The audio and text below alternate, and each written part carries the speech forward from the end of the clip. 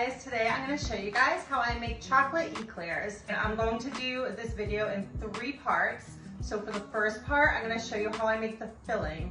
You're going to want to make this first because it needs a lot of time to set up in the fridge to chill. When you do, I use it in chocolate eclairs, but I use it as fillings for cakes, fruit tarts, so super good.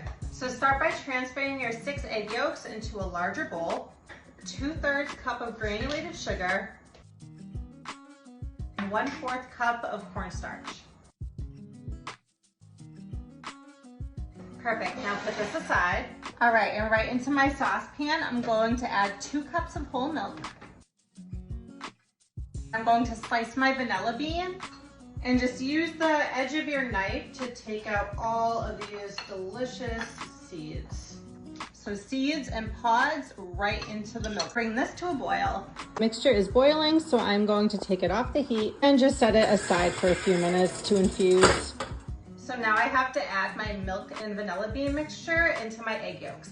I have to do this very, very slowly, otherwise I will have scrambled eggs on my hand.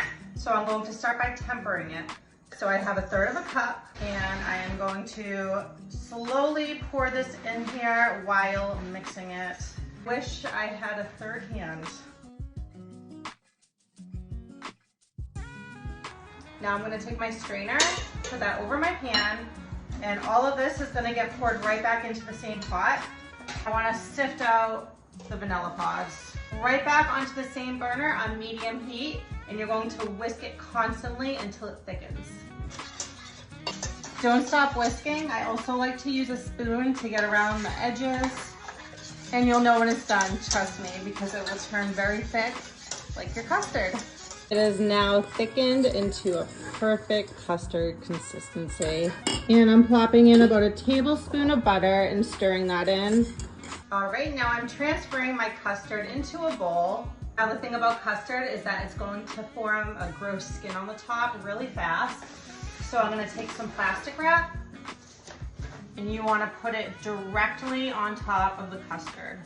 So that way a skin will not form. I'm gonna leave this out to get to room temperature for a bit, and then once this has cooled down, I'm going to put it in the fridge for about 2 hours, and then I'll show you what I do.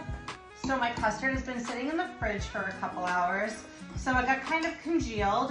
That's normal, so just give it a little whisk to bring it back to life.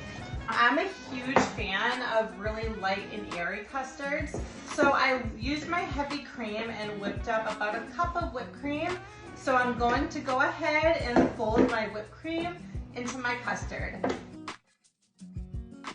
And check out those vanilla beans. Can't get much more perfect than this.